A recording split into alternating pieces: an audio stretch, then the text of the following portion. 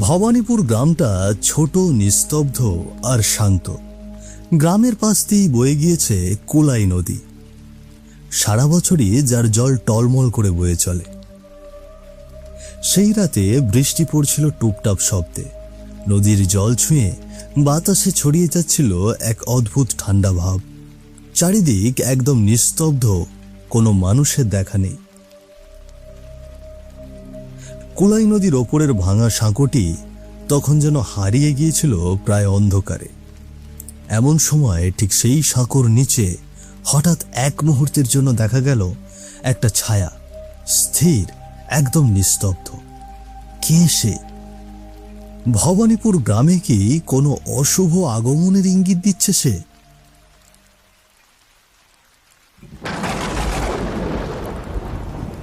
ঠিক তখনই আকাশে তীব্র শব্দে একটি বাজ পড়ল, আর চোখের পলকেই মিলিয়ে গেল সেই ছায়া। পুরো আকাশ জুড়ে তখন ঘন কালো মেঘ। বাতাসে কেমন একটা ভারী ভাব। গাছপালার পাতা পর্যন্ত নিস্তব্ধ। শুধু দূরে কোথাও দু একবার শোনা যাচ্ছিল বজ্রপাত পড়বার শব্দ। মনে হচ্ছে যে কোনো মুহূর্তেই ঝমঝমিয়ে শুরু হবে মুষলধারে বৃষ্টি। ভবানীপুর গ্রামের একটি বাড়ির উঠানে দাঁড়িয়েছিল পূজা আর গীতা। তাদের মুখে চলছিল গল্প, শোক, দুঃখ, সংসারের টানাপোড়েনের সব কথা নিয়েই প্রায়ই এভাবে আড্ডা বসে তাদের।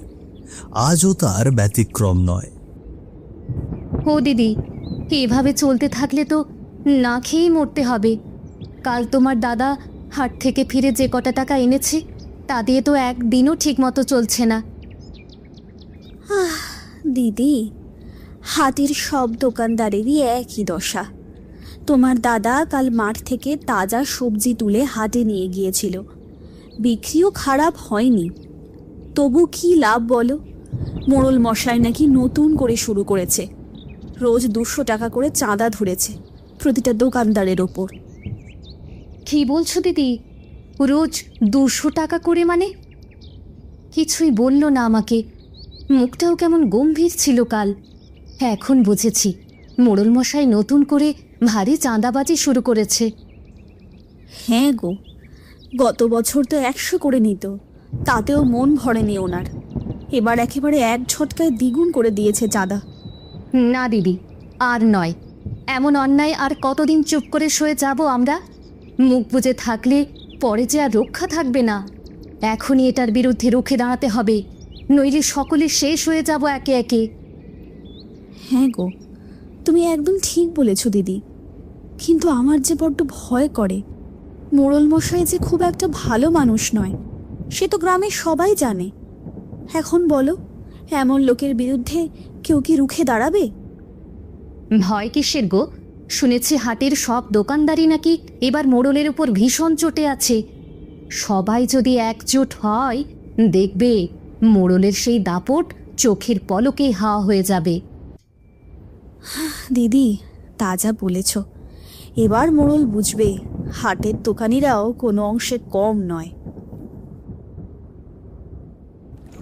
পুরো আকাশ ঘন কালো মেঘে ঢাকা, সাথে মেঘের গুড়গুড়ানি শব্দ। প্রায় সন্ধ্যা হয়ে এসেছিল। তবে নদীর পাড়ে বসে জাল ফেলে মাছ ধরতে ব্যস্ত কানাই ও গঙ্গা খুঁড়ো। ও খুড়ো, সন্ধে হয়ে গেল যে, আর কতক্ষণ এমনভাবে জাল ফেলিয়ে বসে থাকবে বলো দেখি? অনেক তো হলো, এবার চলো বাড়ির দিকে যাই। বাপু, তোদের একটাই সমস্যা, কোনো কাজ করতে এলে ধৈর্য হারিয়ে ফেলিস। তা না গো, আগে আমার কথাটা শোনো তো।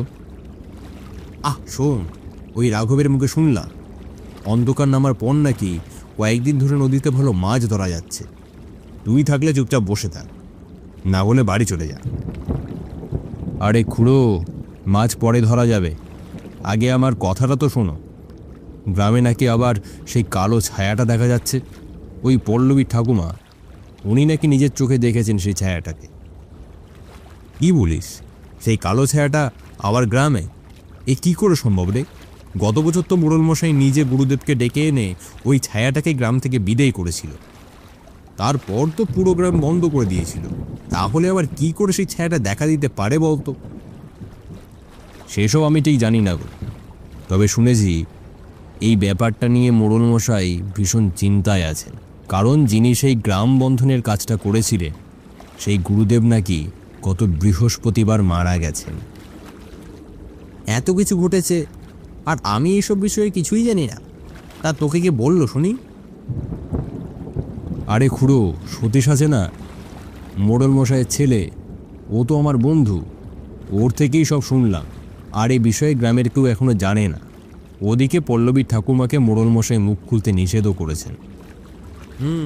তা বুঝলাম, কিন্তু মোড়ল মশাই গ্রামের মানুষদের থেকে এই বিষয়টি আড়াল করছে কেন? আমার তো ব্যাপারখানা খুব একটা সুবিধার লাগছে না বাপু। খুড়ো, বুঝতে পারছো না? গ্রামের মানুষের মাঝে আবার গত বছরের মতো আতঙ্ক ছড়াবে, তা নিয়ে ভয় পাবে, তাই হয়তো মোড়ল মশাই এমন করছেন। আসলেই কি মোড়লের আসল উদ্দেশ্য ছিল গ্রামের লোকেদের জানানো থেকে বিরত রাখা, যাতে তারা ভয় না পেয়ে যায় আর গ্রামে আতঙ্ক না ছড়ায়?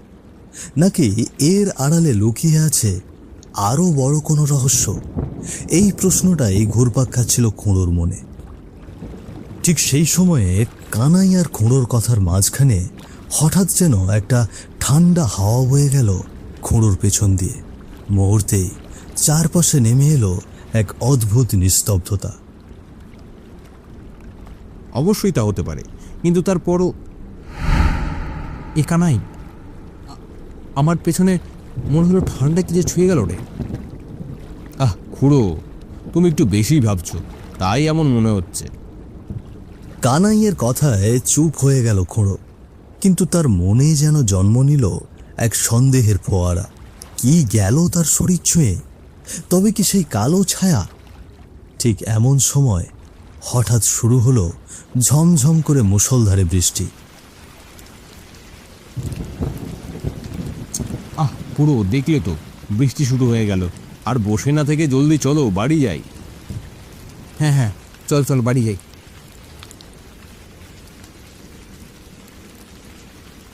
ঝমঝম করে পড়ছিল বৃষ্টি, সঙ্গে বজ্রপাতের গর্জন।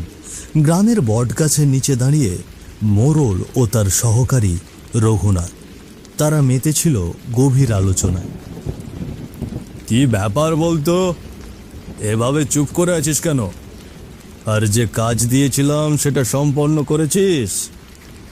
আজ্ঞে মোড়ল মশাই, কাজ তো প্রায় শেষের দিকে, তবে এদিকে আর একটা নতুন সমস্যা এসে হাজির হয়েছে। আবার কি সমস্যা হলো? গ্রামে কি নতুন কেউ সেই বিষয়টা জেনে গেছে?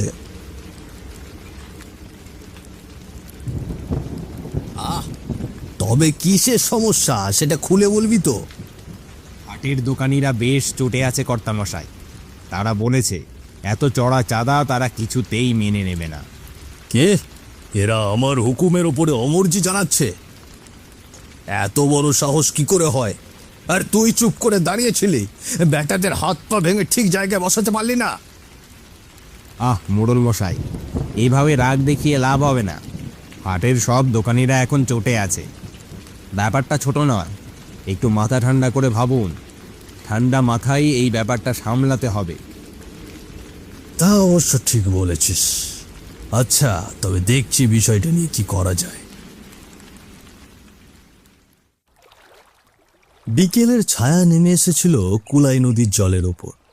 হালকা বাতাসে ঢেউ দিচ্ছে নদীটা। পথের পাশে দাঁড়িয়ে কি জানি এক বিষয়ে গম্ভীর হয়েছিল হাটের দুই দোকানি মহত্ব আর রমেশ। না রে, না না না না, ব্যাপারটা কেমন যেন গন্ডগোল লাগছে।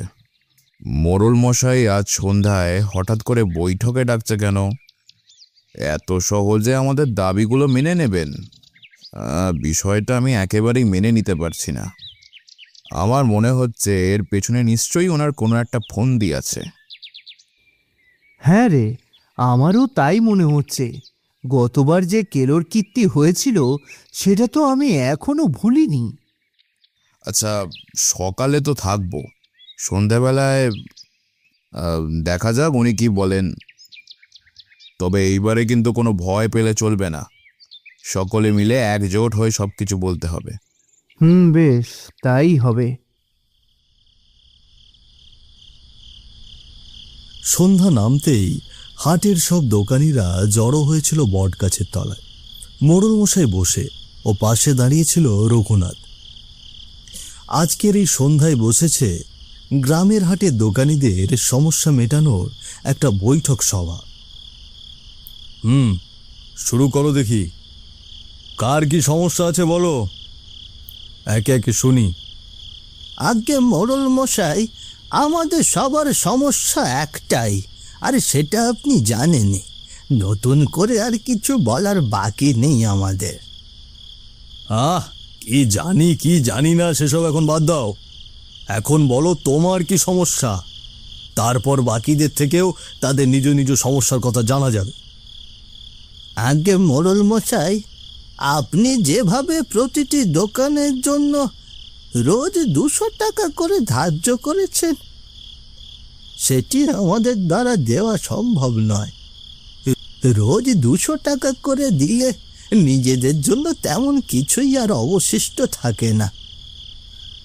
শ্যামলালের কথা শুনে স্পষ্ট রাগের রেখা ফুটে উঠেছিল মোড়লের কপালে। তবুও নিজেকে সংযত রাখার চেষ্টা করছিল, তা মোড়লের চোখে মুখেই প্রকাশ পাচ্ছে। ভেতরে যেন রাগ আর ধৈর্যের চলছিল এক অদ্ভুত লড়াই। বুঝলাম। আর কোনো সমস্যা আছে তোমার? আগে না মোড়ল মশাই। মহত্ত, এবার তুই বলতো তোর কি সমস্যা? হ্যাঁ আগে মোড়ল মশাই, শ্যামলাল খুড়ো যেটা বলল, আমার অবস্থাটাও ঠিক সেরকমই। রোজ 200 টাকা দিলে ভাত ডাল খেয়ে সংসার চালানো দায় হয়ে পড়েছে। একটা সামান্য সবজির দোকান চালাই। বলছিলাম মোড়ল মশাই, এভাবে রোজ 200 টাকা দেওয়া আমার পক্ষে সম্ভব হচ্ছে না। আর কিছু সমস্যা আছে তোর? পরে কিন্তু আর বলার সুযোগ পাবি না। হ্যাঁ আগে আগে কোনো সমস্যা নেই। বেশ, এবার তাহলে রমেশ বল তোর কি সমস্যা? আগে মোড়ল মশাই, আমার তো সামান্য একটু জমি, তাতেই কষ্ট করে কিছু সবজি ফলাই, তারপর সেগুলো হাটে গিয়ে নিয়ে বিক্রি করি, তাতেই কোনো রকমে সংসারটা চলে। এখন আপনি রোজ 200 টাকা ধার্য করেছেন, এটা আমার পক্ষে দেওয়াটা একেবারেই সম্ভব নয় মোড়ল মশাই। তোদের দ্বারা কিছুই সম্ভব নয় বুঝি। তোরা কি বুঝবি যে আমি গ্রামের উন্নয়ন নিয়ে কত ভাবি? এই যে দেখ না, গ্রামের রাস্তাঘাটগুলো কেমন বেহাল হয়ে আছে। সরকারের কাছে গিয়ে যদি অভিযোগ জানাই, তারা কি এসব বোঝে? তবে এসব দেখে যে আমি চুপ করে থাকতে পারি না। আহা, ভেঙে পড়বেন না কর্তামশাই। তোমরা দেখছো না কর্তামশাই তোমাদের নিয়ে কত ভাবেন। এই গ্রামের উন্নয়ন নিয়ে দিন রাত চিন্তা করেন উনি, আর তোমরা সামান্য ধার্য করা এইটুকু টাকা দিতে পারছো না, যেখানে গ্রামের উন্নতির প্রশ্ন জড়িত। দেখেছো গো, আবার নাটক শুরু করেছে। এটাই মনে মনে ফোন দিয়ে এসেছিল, গ্রামের উন্নতি। কি উন্নতি করেন তিনি তা তো সকলেই জানে। গিন্নি চুপ করো, এসব কথা এখানে নয়। মোড়লের কানে গেলে আর আস্ত রাখবেন না। সকলেই নিজের সমস্যার কথা খুলে বলল মোড়ল মশাইকে। এতদিনে দুঃখ কষ্ট যেন একসাথে বেরিয়ে এলো সকলের মুখ থেকে। কারো চোখে আশা, কারো মনে ভয়, তবুও সবাই চেয়েছিল ন্যায়ের একটা দিক। কিন্তু হঠাৎ এরই মাঝে ঝমঝমিয়ে শুরু হলো মুষলধারে বৃষ্টি। আহা, এই বাদলা এখনই নামতে হলো গিন্নি। মোড়ল মশাই নিশ্চয় এই সুযোগটায় কাজে লাগিয়ে সরে পড়বে গো।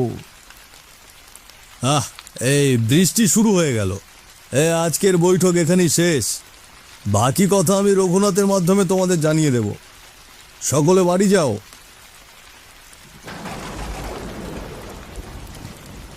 ঠিক সেই সময় দূরে কোথাও হঠাৎ তীব্র শব্দে একটি বজ্রপাতের সঙ্গে চারপাশে শিয়ালের ডাক মিলে তৈরি করেছিল ভীতিকর আবহ।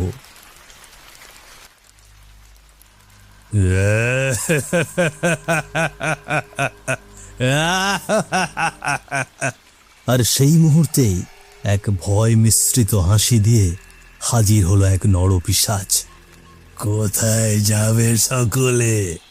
এখানে যে আমার বৈঠক এখনো শেষ হয়নি, সবে তো শুরু হয়েছে।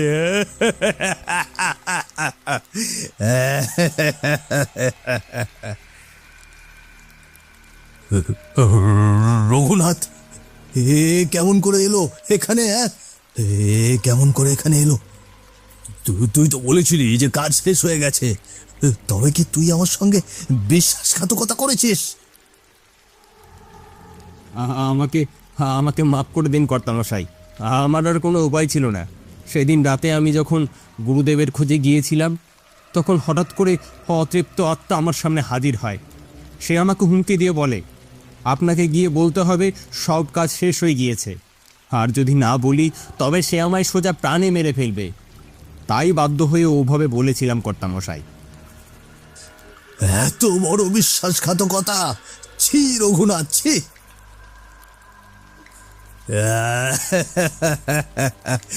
মোরল, দেখলি তোর নিজের লোকই তোর সাথে কেমন বিশ্বাসঘাতকতা করলো।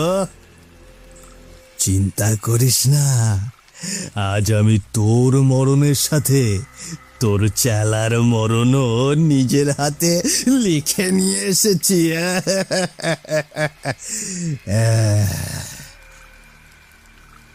না না, তুমি বলেছিলে আমায় মারবে না, তাই তো তোমার কাজ করলাম। চুপ, একদম চুপ। মনে নেই সেদিন রাতে কি করেছিলি তোরা? সকল দোকানি দাদারা, শ্যামল খুঁড়ো, আমি তোমাদের হাটের বিক্রম দোকানি গো, বিক্রম। বিক্রম, তোর এমন অবস্থা কেমন করে হলো রে বাপু? আমরা তো শুনেছিলাম তুই রেগে গ্রাম ছেড়ে একেবারে শহরে চলে গিয়েছিস। তোর বউ পিয়াসি সেই শোকে গ্রাম ছেড়ে বাপের বাড়ি চলে যায়। না না, আমি গ্রাম ছেড়ে কোথাও যাইনি। এই মোরলি চক্রান্ত করে আমার শেষ সম্বল ওই সবজি চাষের জমিটুকু হাতিয়ে নেওয়ার চেষ্টা করেছিল। উপরন্তু গত বছর দোকান প্রতি রোজ 100 টাকা করে চাঁদা চাপিয়ে দিয়েছিল। এসবের বিরুদ্ধে আমি রুখে দাঁড়াই ও রঘুনাথের কাছে মোড়লকে নিয়ে অভিযোগ জানাই। আরে তারপর কি হলো রে বাপু? আরে তারপর সেদিন রাতে মোড়ল আমাকে সাঁকোর কাছে ডেকে পাঠায়। সেখানে যাওয়ার আগে আমার গিন্নির সঙ্গে খানিকটা ঝামেলা হয় আমার, আর সেটা ওই শয়তান মোড়লের কারণেই। ওনার চাপেই আমার সংসারের অভাব আর কিছুতেই ফুরাচ্ছিল না। রাগে আমি গিন্নিকে কিছু না বলেই বাড়ি থেকে বেরিয়ে আসি এই মোড়লের সাথেই দেখা করতে। আর তারপর মোড়ল ষড়যন্ত্র করে আমাকে সেই সাঁকোর ওপরে মেরে ফেলে, আমার লাশ গুম করে দেয়। আমি প্রতিশোধ নিতে ফিরে এসেছিলাম, তবে ওই কাল ভৈরব তান্ত্রিকের দ্বারা এই শয়তান মোড়ল আমাকে বন্দি করে নেয়। কিন্তু ভগবানের কৃপায় ওই তান্ত্রিক মারা যায়, আর সেই শক্তিও শেষ হয়ে যায়। আর আমার আমার মুক্তি মেলে। তবে আমার অপেক্ষা ছিল এই অমাবস্যার রাত। আজ আমার শক্তি দ্বিগুণ হয়ে গিয়েছে।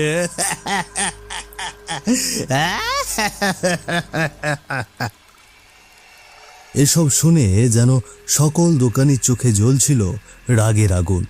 অন্যদিকে সেখান থেকে কিভাবে পালিয়ে বেরোতে পারবে সেই আশায় ছটফট করছিল মোড়ল। তবে সেখান থেকে বাঁচার আর কোনো উপায় ছিল না।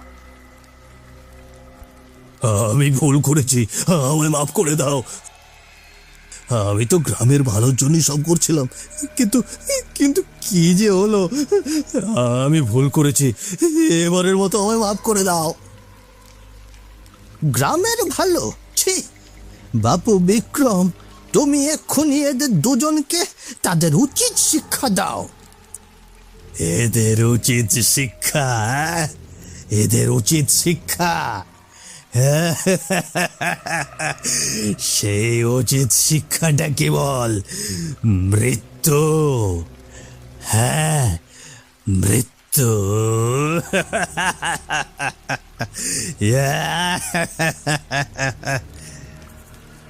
এই কথা বলার পরে বিকট এক অট্টহাস্য করতে করতে মোড়লের কাছে ছুটে গেল পিশাচটি, আর এক মুহূর্তেই তার ঘাড়ে সজোরে একটি কামড় বসিয়ে দিল।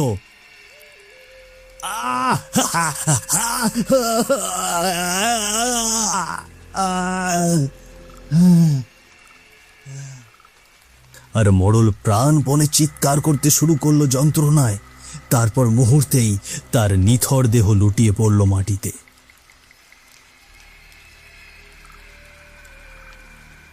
আর তারপর পিশাচটি চোখ পড়ল রঘুনাথের ওপরে। সোজা তার কাছে ছুটে গিয়ে তার গলা চেপে মুহূর্তেই ঘাটটি মোটকে দিল সে।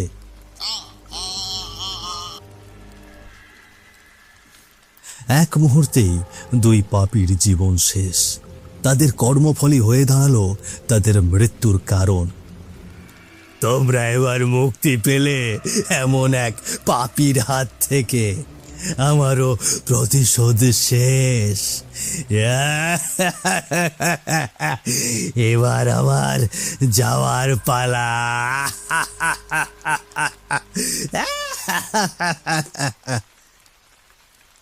আর তারপর পিশাচটি ধীরে ধীরে মিলিয়ে গেল হাওয়ায়।